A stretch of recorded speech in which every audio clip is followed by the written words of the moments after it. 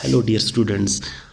हम यहाँ से आगे जो है यूनिट नंबर 2 के बारे में पढ़ने जा रहा है, जिसमें जेनेटिक्स, पहले जेनेटिक्स से क्लासिकल वाला पोर्शन, फिर उसके मॉलिक्यूलर वाला पोर्शन पढ़ेंगे। तो चलिए चलते हैं। आज का जो लेक्चर है ये इंट्रोडक्शन है जेनेटिक्स के रिलेटेड, इसकी हिस्ट्री और इसके डिफरेंट टर्मिनोलॉजीज़ भी यहाँ होगा। तो जेनेटिक्स जो टर्म है ये ग्रीक वर्ड है एक्चुअली, जिसका मतलब हो गया टू जनरेट, क्योंकि जीन से निकला है।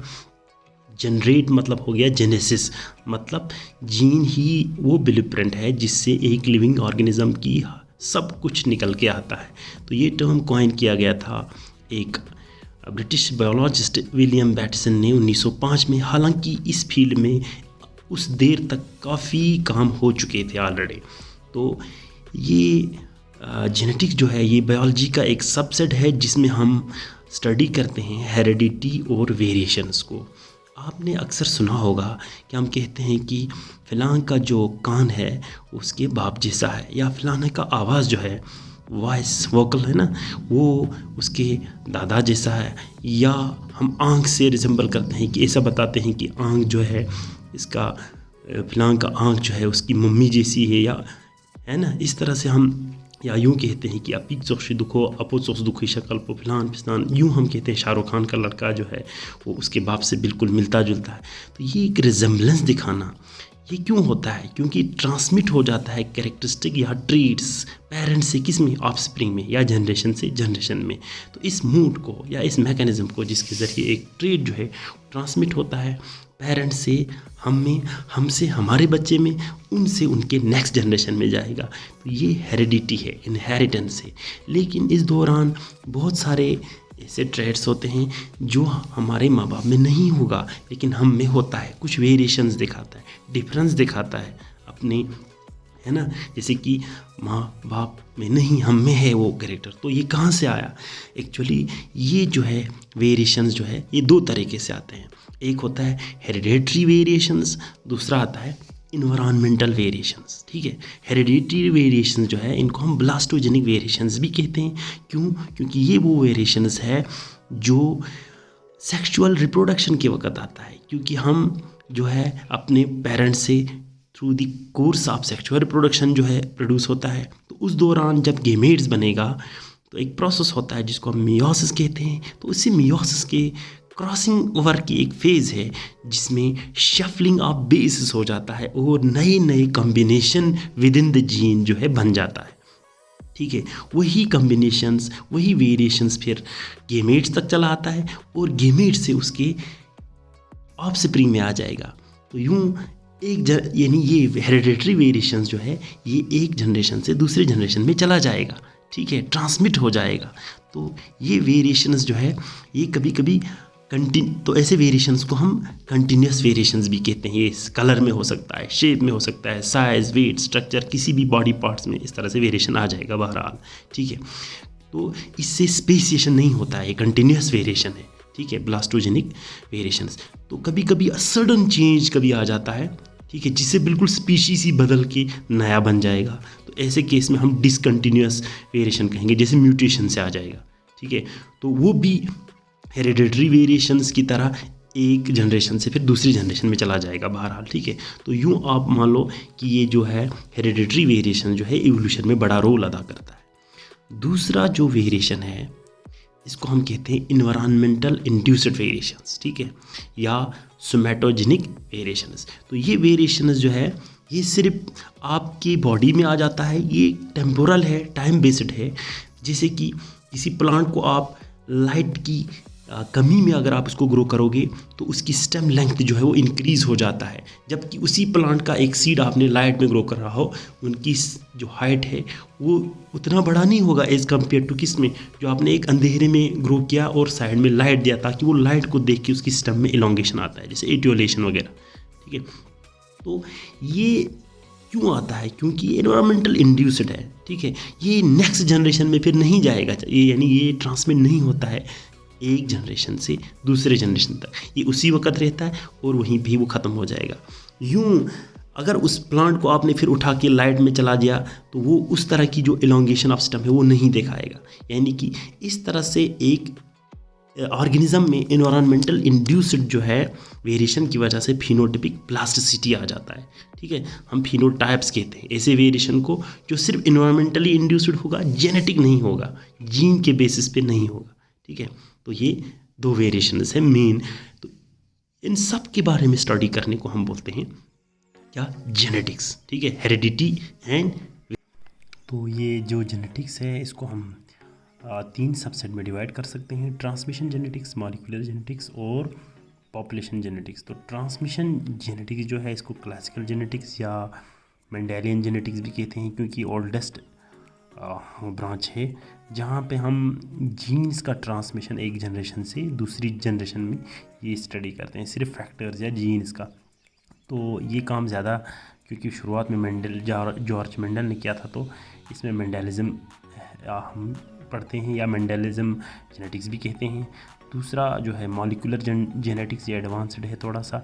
यहाँ हम जीन के स्ट्रक्चर और फंक्शन जो है मॉलिक्यूलर लेवल में पढ़ते हैं, जैसे कि हम उनकी बेसिस देखेंगे या उनके इंट्रैक्शंस को देखेंगे।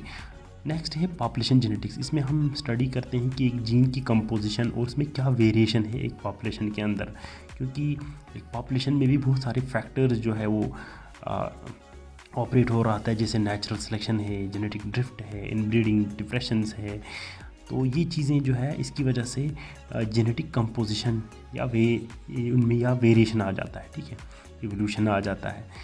तो बहरहाल इन चीज़ों को हम पॉपुलेशन के अंदर स्टडी करते हैं। जैसे कि आपको डिफरेंट फॉर्म्स ऑफ एलील पढ़ना है तो पॉपुलेशन में ही देखना है। जैसे स्किन कैरेक्टर है, ये ब्लैक, ब्राउन, वाइट, तो डिफरेंट कैरेक्टर्स एक ही इंडिविजुअल में तो नहीं होगा, आपको अमंग द पॉपुलेशन ये ढूंढना है। तो यूँ पॉपुलेशन जेनेटिक्स हम इसमें ये चीज़ें पढ़ते हैं। ठीक है, अब जो ये जेनेटिक्स इसमें अलग अलग टर्मिनोलॉजीज़ हम यूज़ करते हैं, जैसे कि ट्रेट है। ट्रेट हम डिटेक्टेबल फेनोटाइप को बोलते हैं किसी ऑर्गेनिज्म का। तो ये मिसाल के तौर पर हमें बहुत सारे कैरेक्टर्स है, उसकी एक यूनिट आप मान लीजिए, उनमें ट्रेट की बहुत सारे ट्रेट में से जो ट्रेट है उनको हम बोलेंगे जो एक्सप्रेस हो रहा होगा, क्योंकि हर एक कैरेक्टर को जो है वो यानी जीन कंट्रोल करता है। तभी दूसरा जो है यूनिट फैक्टर या जीन है, हेरिडिटी की unit which counts for a trait. Cross हम कहते हैं जब हम दो इंडिविजुअल्स को मेट कराता है जिससे दो गेमेट्स का फ्यूजन हो जाएगा। लोकस कहते हैं जब क्रोमोसोम पे हम किसी जीन की स्पेसिफिक पोजीशन को। एलील्स हो गया अल्टरनेटिव फॉर्म्स ऑफ जीन, जैसे कि मैंने पहले स्किन कलर बताया, स्किन के बहुत सारे कलर्स है। तो स्किन का जो कलर है वो एक जीन है, उसके साथ उसके बहुत सारे वेरिएशंस आपको मिलेंगे। जैसे यहाँ पे प्लांट की हाइट का बताया गया है, टी और टी एक जो है वो टॉल को, दूसरा समानती वो टॉरफ प्लांट की हाइट को बता रहा है। तो ये डिप्लॉयड में तो दो ही इसके, यानी हम में तो जब सोमेटिक सिचुएशन में हम सोमेटिक सेल में देखेंगे तो हमें इस तरह की दो क्या होगा, एलील्स होगा। बहरहाल होमोजाइगस बोलते हैं जब ये दोनों एलील जो है सेम होगा, जैसे कि टी सोमेटिक सेल्स में हम ये देखते हैं। गेमेट्स में तो वैसे ही होगा एक ही individual with same allele. Heterozygous जब जे एलील जो है अलग होगा, जैसे कि यहाँ पे टाल और ड्रॉफ का दिया गया है, क्योंकि दो सबसेट हम में जीन होता है, एक माँ से आएगा एक बाप से आएगा। अगर दोनों सेम होगा तो होमोजाइगस, अगर अलग अलग वो एलील्स हैं तो हेटेरोजाइगस। फिनोटाइप बोलते हैं जब बहुत सारे जीन्स के हमारे अंदर होगा, वो बाहर से एक इंडिविजुअल का एक्सप्रेस करेक्टर तो बाहर एक्सप्रेस होगा उसके, तो वो कैसा दिखता है बाहर से, वो हो गया फिनोटाइप। अंदर जीन्स की मेकअप क्या है, वो हो गया जीनोटाइप। हाइब्रिड कहते हैं जब हम दो जेनेटिकली डिफरेंट पेरेंट्स को क्या कराता है, उनको मेट कराता है या क्रॉस कराता है, उससे जो ऑफस्प्रिंग बनेगा उसको हाइब्रिड कहते हैं। इसके बिल्कुल अगेंस्ट है प्योर ब्रीड, जब हम ऑफस्प्रिंग यूज़ करते हैं जेनेटिकली टू सिमिलर पेरेंट्स से। तो सिमिलर पेरेंट्स से जब ऑफस्प्रिंग बनेगा तो वो प्योर ब्रीड है, जेनेटिकली डिफरेंट जो होगा पेरेंट्स तो वो हाइब्रिड हो जाएगा। ठीक है, अब यही है, यानी जो पेरेंट्स आप इस्तेमाल करते हैं हाइब्रिड्स के वक्त उनको हम पी जनरेशन बोलते हैं। और जब जो हाइब्रिड बनेंगे वहाँ पे, ठीक है, दो जेनेटिकली डिफरेंट पेरेंट्स को क्रॉस करने के साथ उसको हम F1 जनरेशन या फर्स्ट फीलियल जनरेशन कहते हैं। और जब हम इस फर्स्ट फीलियल जनरेशन या हाइब्रिड को आपस में क्रॉस कराते हैं तो हमारे पास एक और जनरेशन उनसे आएगा जिसको हम सेकंड फीलियल जनरेशन कहते हैं। ठीक है, which is obtained from breeding of hybrids. तो यहाँ कैरियर है, कैरियर हम इस्तेमाल करते हैं जब कोई इंडिविजुअल के पास क्या होगा, हेटेरोजाइगस सिंगल रिसेसिव जीन होगा, ठीक है। तो ये हो गया। उसके अलावा पेडिग्री कहते हैं जब हम डायग्राम बनाते हैं किसी ट्रेड का उस फैमिली के अंदर जो जनरेशन दर जनरेशन से उनके फैमिली में हो। फिनोकॉपी ये पहले ही बताया था कि फेनोटिपिक प्लास्टिसिटी, जब एनवायरमेंटल कोई एक्ट करता है उसमें ट्रेड आ जाएगा जो सिर्फ एनवायरमेंट की वजह से होगा, वो ट्रांसमिट नहीं हो जाएगा नेक्स्ट जनरेशन में। तो जल्दी जल्दी यहाँ कुछ हिस्ट्री की तरफ भी नज़र दौड़ाएंगे। जेनेटिक्स जो है ये मतलब एक ही दिन में नहीं होगा, ऐसा नहीं है कि बिल्कुल ये ब्रांच जो है धीरे धीरे डेवलप हो गया। तो मैंने चंद मोटे मोटे शख्सियत के नाम लिखे हैं और उनकी कंट्रीब्यूशन लिखी गई है। जैसे कि 1860 में जॉर्ज मेंडल जो है, यानी कि इसमें 1860 से लेकर लगभग 50 से 60 तक तकरीबन इसने काम किया है। उसकी काम को जो है हम प्रिंसिपल्स ऑफ हेरिडिटी के नाम से या मेंडलिज्म के नाम से जाने जाते हैं। 1871 में फ्रेडरिक मेस्चर आ गया जिसने न्यूक्लियन डिस्कवर किया पहले, जिसको हम आज DNA कहते हैं। 1885 में वाल्टर फ्लेमिंग जो है इसने डिस्कवरी की किसकी, क्रोमोसोम्स की। 1900s में लगभग होगो डिवेरीज, कार्ल कॉरेंस और वान शिमाक जो है इन्होंने मेंडल्स की जो काम था, जिसको पहले 60s के दौरान काफ़ी तवज्जो नहीं मिल गया था क्योंकि उस वक्त जो है नेचुरल सिलेक्शन जो डार्विन्स की थ्योरी थी उस पर सब साइंटिस्ट पागल हो चुके थे। तो उस दौरान उसकी जो काम है उस पर कोई तवज्जो नहीं दिया और इसी दौरान मेंडल की डेथ हो गई। तो ये जो तीन है, डिवेरीज, कार्ल कॉरेंस और शिमाक, इन्होंने रिडिस्कवर किया। इनको इंडिपेंडेंटली जो मेंडल्स के प्रिंसिपल्स थे ये इनको भी यही रिजल्ट्स आया। बहरहाल ये रिडिस्कवर्स हैं हमारे मेंडलिज्म के। 1902 में वाटर सटन और थियोडर बोरी जो है इन्होंने क्रोमोसोमल थ्योरी ऑफ इनहेरिटेंस दिया। 1905 में विलियम बैटसन ने टर्म कॉइन किया जेनेटिक्स। विलियम जॉनसन ने ये जीन जो है टर्म है कॉइन किया था 1909 में। 1910 में आता है थॉमस हंट मॉर्गन जिसने सेक्स लिंक्ड इनहेरिटेंस, यानी कि सेक्स क्रोमोसोम से जो इनहेरिटेंस होता है इस चीज़ में, ड्रोसोफिला एक फ्रूट फ्लाई है, पहली बार इसने ये स्टडी की थी। 1928 में आपने ये पढ़ा था, फ्रेडरिक ग्रिफिथ जो है इसने बैक्टीरिया में ट्रांसफॉर्मेशन वाला जो है वो जो एक्सपेरिमेंट इसने किया था। 1931 में कर्ट स्टर्न जो है इसने जेनेटिक रिकम्बिनेशन जो है पहली बार ड्रोसोफिला में जो है स्टडी किया। तो ये एक इम्पॉर्टेंट है। जॉर्ज बीडल और एडवर्ड टॉटम, इन्होंने one gene one enzyme hypothesis जो है 1941 में दिया था। तो इसके मुताबिक एक जीन से जो है एक एंजाइम के लिए एक जीन रिस्पॉन्सिबल है, ये इनका मानना था। उस वक्त बारबरा मैकक्लिंटॉक इसने जंपिंग जीन्स जो ट्रांसपोजन्स हैं हमारे जीन के अंदर जो पोजीशन चेंज करते रहते हैं, जंपिंग जीन्स इनको हम कहते हैं, ये मेज़ में डिस्कवर किया था। Rosalind Franklin, one of the most exciting जो हमारी साइंटिस्ट है। एक्सरे डिफ्रैक्शन फोटोग्राफी DNA का इसने पहली बार 1951 में किया था। ये क्योंकि एक्सरे पे ज़्यादा काम करता था तो इसी वजह से इसको कैंसर होकर डेथ हो गया। इसी की जो फोटोग्राफी को चुरा के, ठीक है, नए तरीके से रिप्रेजेंट किया जेम्स वाटसन और फ्रांसिस क्रिक ने। Double helical model of DNA इन्होंने पेश किया था 1953 में।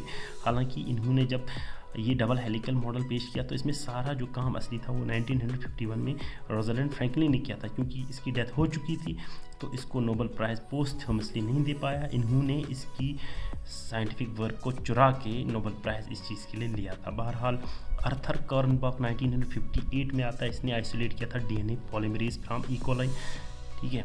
मार्शल नीरनबर्ग और हरगोबिंद खुराना है, ये इंडियन है, इनको भी नोबेल प्राइज़ दिया गया था। इन्होंने जेनेटिक कोड जो है इसको पूरा इलुस्ट्रेट किया था पहली बार। 1974 में इसी का लड़का, आर्थर कॉर्नबर्ग का लड़का रॉजर कॉर्नबर्ग जो है इसने न्यूक्लियोसोम मॉडल दिया था कि किस तरह से क्रोमोसोम जो है बनता है न्यूक्लियोसोम तरीके से, न्यूक्लियोसोम मॉडल ऑफ क्रोमेटिन। तो दोनों जो है इनको नोबेल प्राइज़ मिला है। Walter Gilbert N.F. सेंगर जो है, फ्रेडरिक सेंगर जो है, इन्होंने DNA सीक्वेंसिंग, ठीक है, इसकी मेथड जो है बताया है 1977 में। और लास्ट में 1986 जिस पे क्यूरी मिलस इटाल, इन्होंने पॉलीमरेज चेन रिएक्शन जो है इसकी स्थापना डाल दी।